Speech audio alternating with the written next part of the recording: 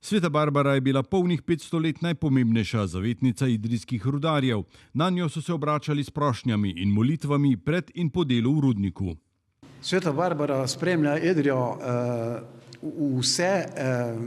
od vsega začetka.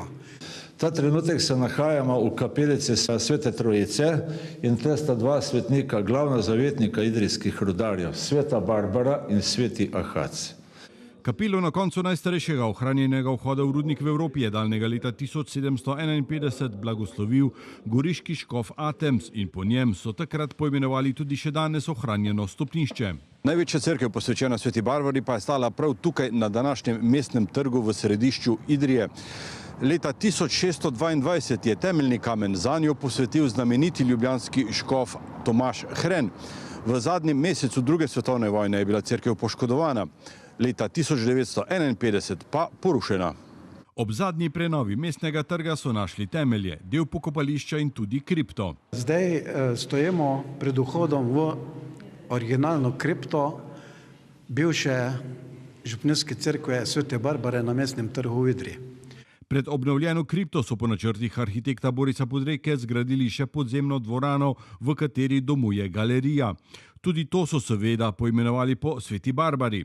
Danes jo najdemo tudi v novi župnijski cerkvi v Arkovi ulici.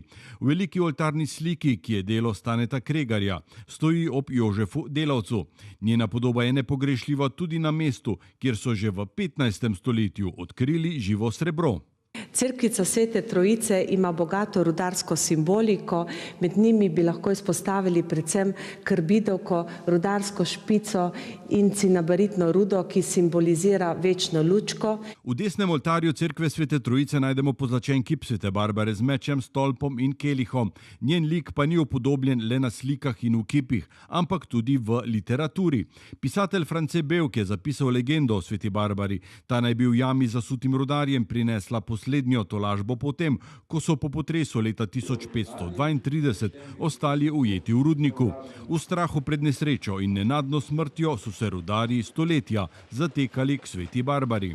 Sveta Barbara je bila nesporno glavna zavetnica vseh rudarjev in drugih nevarnih poklicev. Danes je od drugega največjega rudnika živega srebra na svetu ostal le še turistični Antonijev rov, pa je tudi ta povezan s Sveto Barbaro, saj je v nadstropju nad vhodom urejena restavracija Barbara, ki jo krasi slika zavetnice, delo Rudija Skočerja. Po Sveti Barbari je v Idriji poimenovana tudi ulica v starem središču mesta. Po njej danes hodijo potomci nekdanjih rudarjev. Spomin na nje in na zavetnico Sveto Barbaro pa je v mestu še vedno živ.